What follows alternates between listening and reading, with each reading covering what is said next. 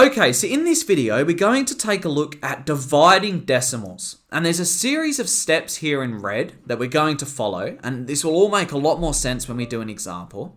Okay, but first off, there are 3 different cases. So let's start off with case 1. So case 1, and I'm going to write here in yellow when they are equal. And this part about them being equal will make a lot more sense in a second. So case 1, when they're equal. So what do we mean by this? Well, let's take a look at something like 0.8 divided by 0.2. Well, let's follow the series of steps and see where it takes us. So step 1, we need to make them whole numbers. And we do this by shifting the decimal places. So this decimal place goes forwards 1 and this decimal place goes forwards 1. So we end up now with 8 divided by 2. The second step says note how many decimal places were moved. Well, we moved this one on the left 1 decimal place. And we moved this one on the right 1 decimal place. Okay? Solve the new division. Well, the new division, 8 divided by 2, we've seen that before. That's like a times table. That's one that we're familiar with. So 8 divided by 2 is 4. And then we need to adjust our answer. So this is where this case 1 and this part about them being equal comes into play.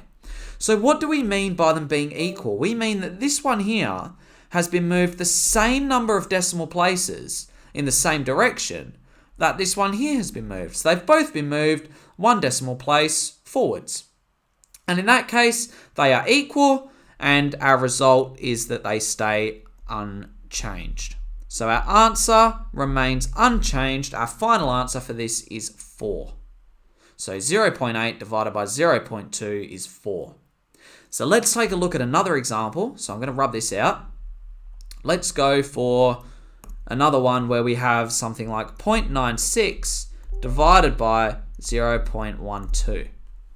Well, can we convert these to whole numbers? So move this decimal point 2 spaces over. And move this decimal point 2 spaces over. And our new thing becomes 96 divided by 12. Okay, then step 2 says note how many decimal places were moved. So this one has been moved 2 decimal places in the forwards direction.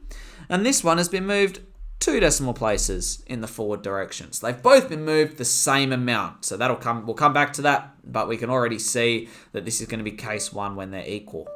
Let's solve the new division. Well, again, this is a times table. This is one that we're familiar with. 96 divided by 12 gives us 8.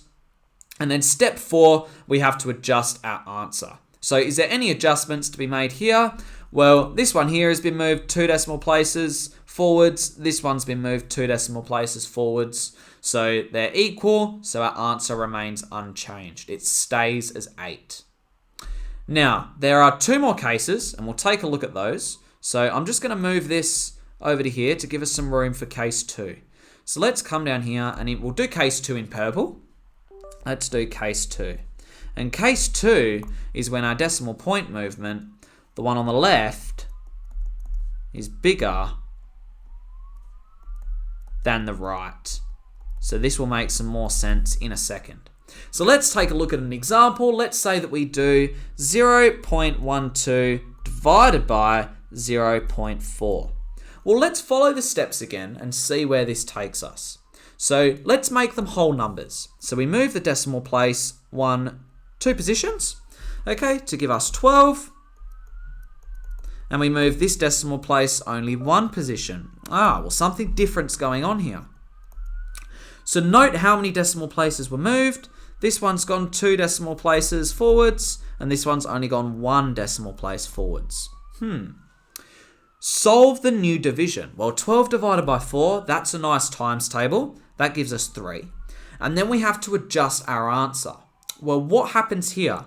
Because the one on the left is bigger than the one on the right, so 2 decimal places for the one on the left and the one on the right 1 decimal place, we're going to move our decimal place back whatever the difference is. So move it back by the difference. So the one on the left has been moved 1 more time than the one on the right. So we're going to move it back 1 time. So 2 is 1 bigger than the number 1, so it goes back 1 time. And we end up now with our answer being 0.3. Let's take a look at another example, and hopefully this will make some more sense. So let's rub this one out, and let's go for something a little bit different, but the same case. Let's go for 0.204 divided by 0.6.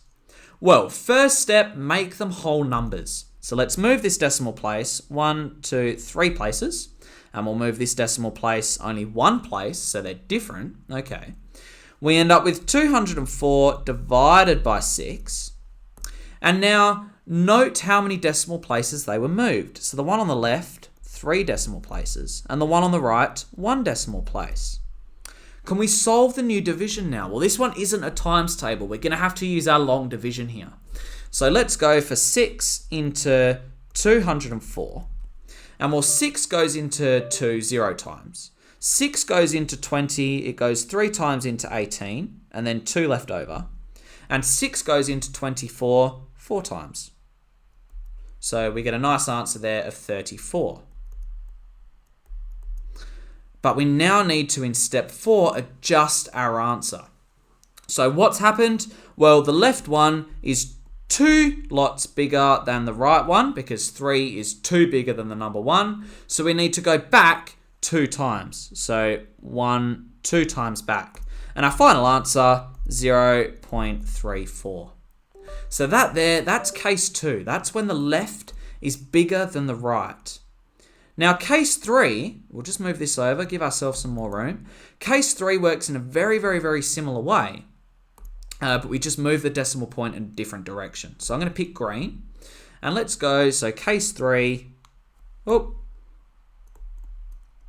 case 3, we have the right is bigger than the left. So let's see what goes on here. Okay, so let's do an example. Actually, you know what? We'll do the same one as over here. So the one that we did, we rubbed it out. It was 0.12 divided by 0.4. But I'm going to swap the numbers around this time. So I'm going to do 0.4 divided by 0.12. Well, let's follow the instructions and see where it takes us. So make them whole numbers. Well, we're getting pretty good at that now. So we'll move that 1 decimal place and this 2 decimal places. So we end up with 4 divided by 12. And we end up here now with this one going 1 decimal place. So this is step 2. 1 decimal place, and this one's gone 2 decimal places. Okay, so the one on the right's bigger than the one on the left now. So this is going to give us something different. Solve the new division. Well, 4 divided by 12, that doesn't really work very well. So 4 over 12.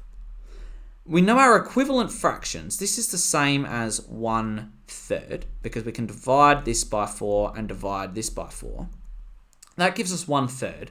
And 1/3 as a decimal, we know is the same as 0.33. And those 3's go on forever.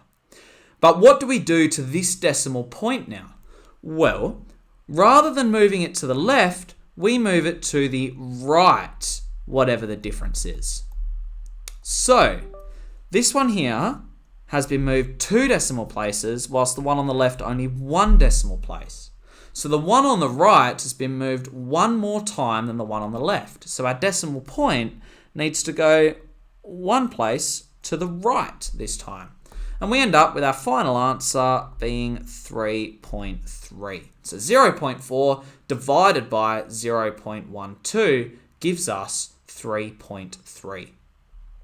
So they're the 3 different cases. We've got when the decimal point shift is equal, then our answer remains unchanged. Case 2, the left gets moved more times than the one on the right, in which case we move backwards, so we go to the left when we do our final adjustment. And we've got case 3, where the right is bigger than the left, so we go to the right when we do our adjustment.